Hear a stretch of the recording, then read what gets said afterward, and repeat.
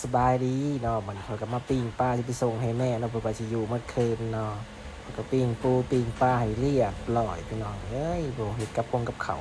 มีแจ่วหมกพริกแล้วก็มีข้าวใส่ถุงยางเนาะเพราะเวลาไปลำยำมันถึงน้ำฝนใส่ถุงยางขนาดมันสิบ่ถึงเนาะปิ้งปลาเรียบร้อยนี่คอยก็เตรียมตัวสิไปแล้วบาดก่อนเขาก็ไปเนาะเขาก็เลยมาถ่ายทางไปเนาะเขาไปฮอดแล้วบาดนี่ก็ไปถ่ายไปฮอดแล้วปุ๊บสิพากันมืออะไรเลยว่าให้ไปกินกันเรียบร้อยแล้วบาดนี้ ก็มาเบิ่งปลาอันของไอพินเนาะแล้วกับไอพินแล้วก็โอ้ปลาเราเต็มคลองอะไรคลองมักไงเนี่ยนี่คลองนั่นก็ได้นาซีคแมนได้อยู่ประมาณชาวโลของปกครองอันนี้นะเขาก็ย่างไปเบิ่งกันของแม่แพงเนาะบาทไปเบิ่งแม่แพงสะดึกตึกสะดุงในลายปันไดเนาะมาเบิ่งปลาคลองแม่แพงเนาะสิลายปันไดนะมาเบิ่งนำกันพี่น้องนี่ไปกันมายกขึ้นมาได้ครึ่งหนึ่งเนาะได้ครึ่งหนึ่งเพราะว่าเข้ามือเลยเด้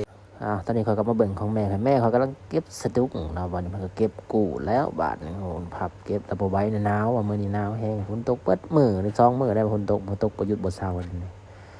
มันสิเก็บพับจังหันนี้บาทนี้เขาก็สิไปเบิ่งปลาเพิ่นเนาะบาดนี้ไปเบิ่งปลากันพี่น้องนี่มืดเนี่ยก็จะยากในเนาะในการถ่ายกันจังไงสิได้ประมาณนี้มื้อนี้รอบที่3มื้อนี้เบิดมื้อเนาะ